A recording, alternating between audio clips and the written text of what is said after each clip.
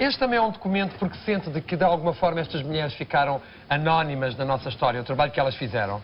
Sim, eu achava que era uma história que se calhar havia pessoas que conheciam, porque a história delas já tinha sido abordada às vezes noutros livros e também houve um documentário aqui há uns anos.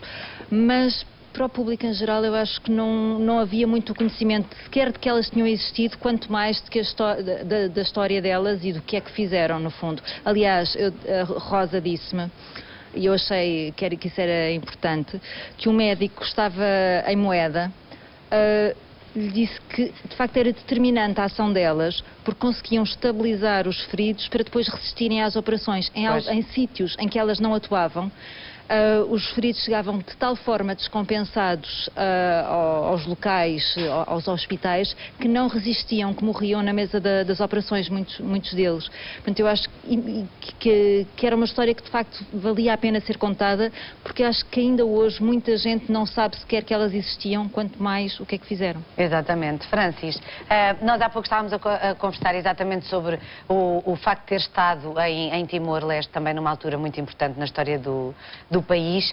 Quais são as principais memórias que guarda? Portanto, foi uma viagem que eu fiz, sei lá... É uma missão internacional, não foi? Foi uma missão internacional. De qualquer maneira, penso que os primeiros serviços a ser prestados para... está a falar, portanto, em relação ao Timor-Leste ou aquela que fui fazer a Canárias?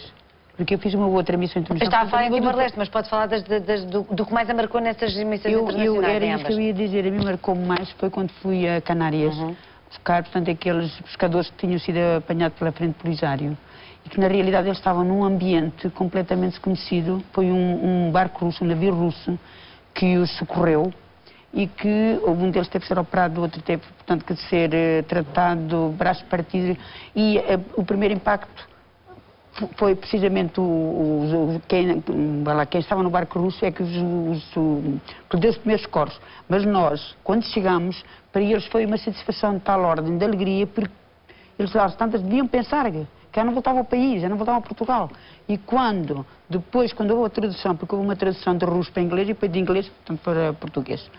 E eles, ao verem que estavam com pessoas que eram lá do país deles, eles já sabiam, nós vamos ver as nossas famílias, afinal, vamos regressar ao nosso país e vamos voltar outra vez aos nossos filhos. Claro. E então eles, não foi propriamente os cuidados que a gente lhe prestou, porque eles já vinham mais ou menos estabilizados, e pronto, estávamos junto deles, o apoio psicológico, mas era aquela alegria que eles sentiam e aquela necessidade de virem ter com as famílias, porque estiveram num momento quase em perigo de vida, e que na realidade isso marcou-me bastante. Exatamente. Tirando a Francis, tanto a Giselda como a Rosa, a Céu e a Cristina, conhecem-se desde essa altura. Sim. E ao longo destes anos têm mantido sempre a vossa amizade? Sim, sim. Todas nós. A gente de vez em quando faz os encontros, uns almoços. Onde menino entra ou o menino não entra? Entra. Está permitida a entrada. São voluntários. Exatamente.